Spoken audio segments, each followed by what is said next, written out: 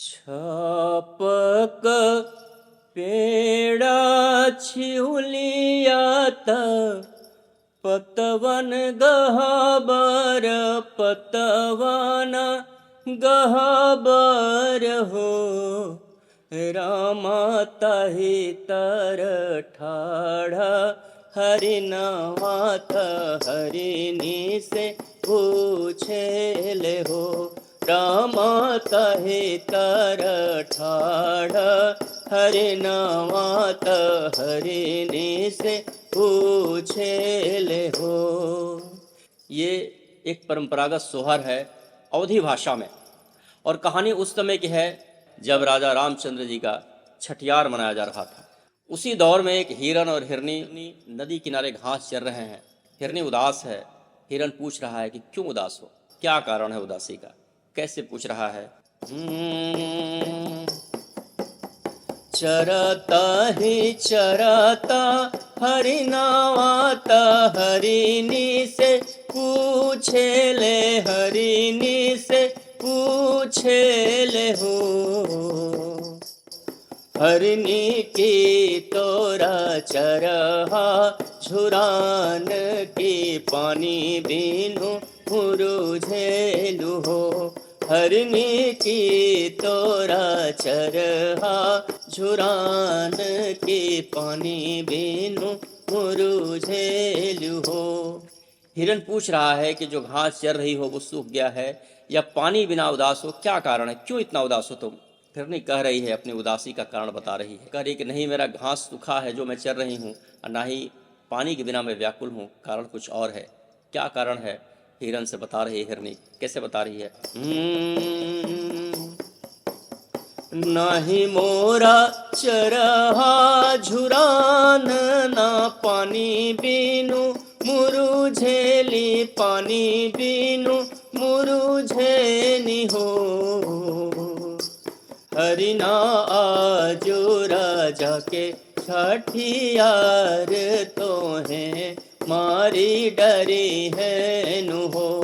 हरिना आजो राजा के छठियार तो हैं मारी डरी है नु हो।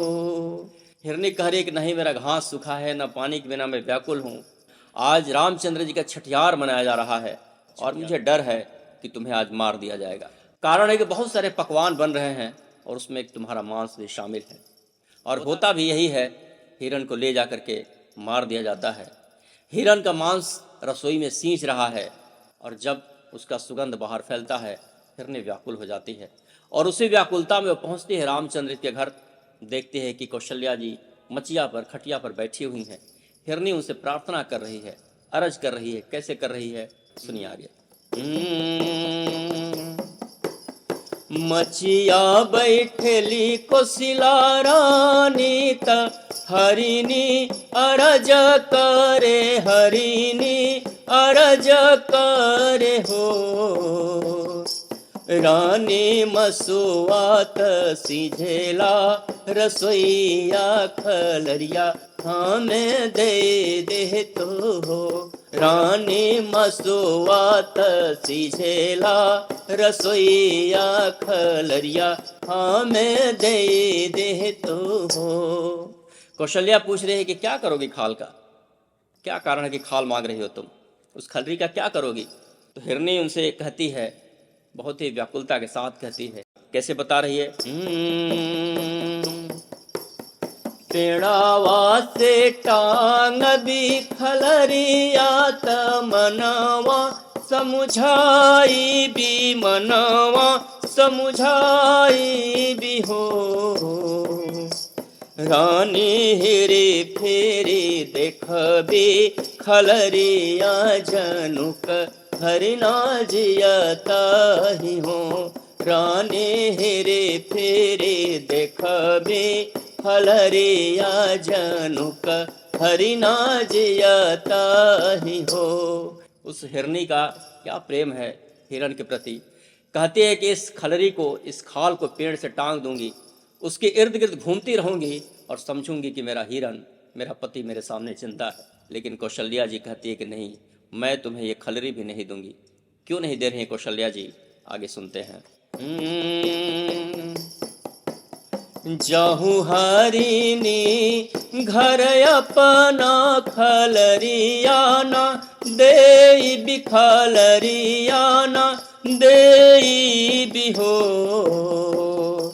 हरनी खलरी के खजड़े बनाई भी राम मोरा खेली है नुहो।